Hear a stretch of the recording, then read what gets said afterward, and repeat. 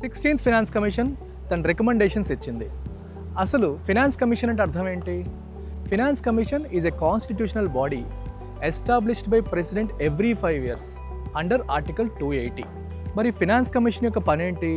సెంటర్కి ట్యాక్సెస్ ద్వారా వచ్చిన ఇన్కంలో స్టేట్స్కి ఎంత వాటా ఇవ్వాలి అని నిర్ణయించడం.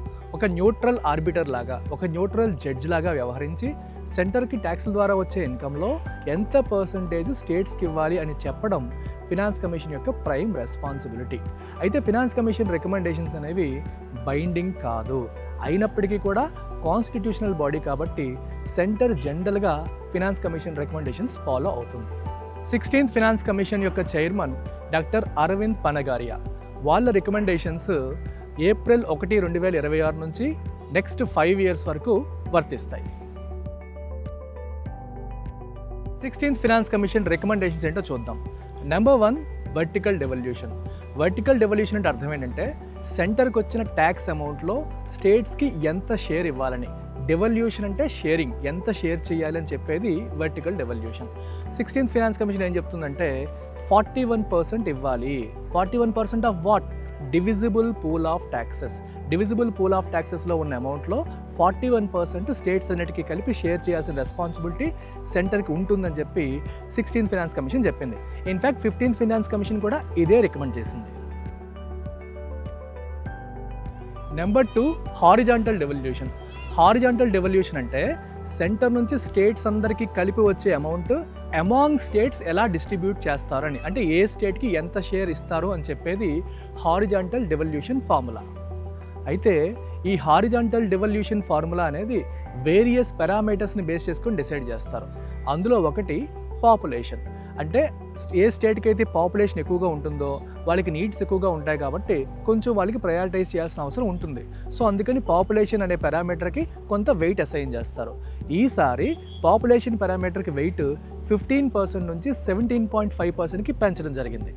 Next parameter contribution to GDP. ఏ స్టేట్స్ అయితే నేషనల్ జీడిపికి ఎక్కువగా కాంట్రిబ్యూట్ చేస్తున్నాయో, గుడ్స్ అండ్ సర్వీసెస్ ప్రొడక్షన్ ఎక్కువగా జరుగుతుందో ఆ స్టేట్స్ని 16th ఫినాన్స్ కమిషన్ రివార్డ్ చేస్తుంది.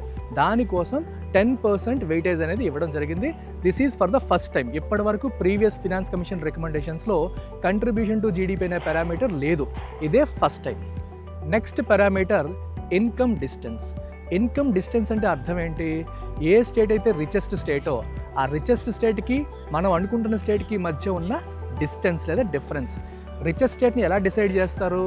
ఆ స్టేట్ యొక్క జిఎస్డిపి, పర్ క్యాపిటా జిఎస్డిపి అంటే gross state domestic product by number of people in that state, దాన్ని పర్ క్యాపిటా జిఎస్డిపి అంటాం. అది హయ్యెస్ట్ ఉన్న స్టేట్, రిచెస్ట్ స్టేట్, దానికి మనం అనుకుంటున్న స్టేట్కి మధ్య ఉన్న డిఫరెన్సే ఇన్కమ్ డిస్టెన్స్. ఇన్కమ్ డిస్టెన్స్ ఎక్కువగా ఉంది అంటే ఆ స్టేట్ బాగా పూర్ స్టేట్ అని అర్థం. సో ఇన్కమ్ డిస్టెన్స్ అనే పారామీటర్ని కూడా కన్సిడర్ చేస్తారు.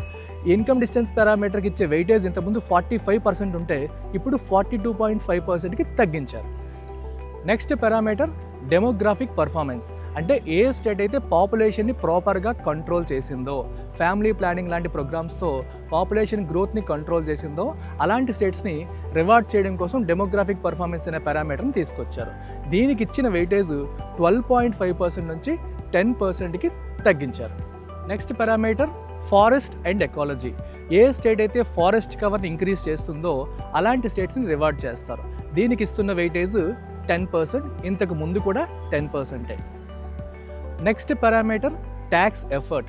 ట్యాక్స్ ఎఫర్ట్ అంటే అర్థం ఏంటంటే ఒక స్టేట్ తనకున్న ఎకనామిక్ పొటెన్షియల్కి తగ్గట్టుగా ట్యాక్స్ని ఎఫిషియెంట్గా కలెక్ట్ చేస్తుందా లేదా అని చెక్ చేయడం. ఒక స్టేట్ ప్రాపర్గా తన కెపాసిటీకి తగ్గట్టు ట్యాక్స్ కలెక్షన్ చేయగలుగుతుంటే దాన్ని రివార్డ్ చేసేవారు. 2.5% వెయిటేజ్ ఉండేది, కానీ 16th ఫినాన్స్ కమిషన్ రికమెండేషన్స్లో ఈ ట్యాక్స్ ఎఫర్ట్ అనే పారామీటర్ని తీసేశారు. గ్రాంట్స్ విషయానికి వస్తే 7.9 lakh crore గ్రాంట్స్ లోకల్ బాడీస్కి ఇవ్వమని 16th ఫినాన్స్ కమిషన్ రికమెండ్ చేసింది. 15th ఫినాన్స్ కమిషన్ రికమెండేషన్తో పోలిస్తే ఇది ఆల్మోస్ట్ డబుల్. ఈ గ్రాంట్స్ని రూరల్ అండ్ అర్బన్కి 60-40 రేషియోలో షేర్ చేయమని చెప్పింది. అంటే పంచాయత్స్కి 60% అండ్ మున్సిపాలిటీస్కి 40%. అలాగే ఈ గ్రాంట్స్లో 80% అన్కండిషనల్గా ఇవ్వమని, 20% పర్ఫార్మెన్స్ లింక్డ్ ఇన్సెంటివ్స్గా ఇవ్వమని చెప్పింది. అర్బనైజేషన్ ప్రీమియం ఒక స్పెషల్ 10,000 crore ఫండ్ని క్రియేట్ చేసి ఏ స్టేట్స్ అయితే పెరీ అర్బన్ విలేజెస్ని అర్బన్ లోకల్ బాడీస్లో మెర్జ్ చేస్తాయో అటువంటి స్టేట్స్ని రివార్డ్ చేయమని చెప్పింది. డిజాస్టర్ మేనేజ్మెంట్ ఆస్పెక్ట్లో తీసుకుంటే 2.04 lakh crores state disaster response ఫండ్కి ఇవ్వమని చెప్పింది. ఫిస్కల్ మేనేజ్మెంట్ ఆస్పెక్ట్ తీసుకుంటే రెవెన్యూ డెఫిసిట్ గ్రాంట్ అనే కాన్సెప్ట్ని కంప్లీట్గా డిస్కంటిన్యూ చేయమని చెప్పింది. రెవెన్యూ డెఫిసిట్ గ్రాంట్ అంటే అర్థం ఏంటి? ఏదన్నా స్టేట్కి రెవెన్యూ డెఫిసిట్ ఉంటే, అంటే వాళ్ళ యొక్క రెవెన్యూ ఎక్స్పెండిచర్ అనేది రెవెన్యూ రిసీప్ట్స్ కంటే ఎక్కువ ఉంటే అప్పుడు డెఫిసిట్ వస్తుంది. అలాంటి డెఫిసిట్ని పోర్చడానికి సెంటర్ వాళ్ళకి గ్రాంట్స్ ఇస్తుంది. అలాంటి గ్రాంట్స్ని రెవెన్యూ డెఫిసిట్ గ్రాంట్స్ అని అంటాం. అలాంటి గ్రాంట్స్ని కంప్లీట్గా డిస్కంటిన్యూ చేయమని రికమెండ్ చేయడం జరిగింది. ఫిస్కల్ డెఫిసిట్ పరంగా తీసుకుంటే 2030-31 కల్లా సెంటర్ యొక్క ఫిస్కల్ డెఫిసిట్ 3.5% ఆఫ్ జీడిపి, అలాగే స్టేట్స్ యొక్క ఫిస్కల్ డెఫిసిట్ 3% ఆఫ్ జిఎస్డిపికి తగ్గేలాగా ఒక రోడ్ మ్యాప్ రికమెండ్ చేసింది.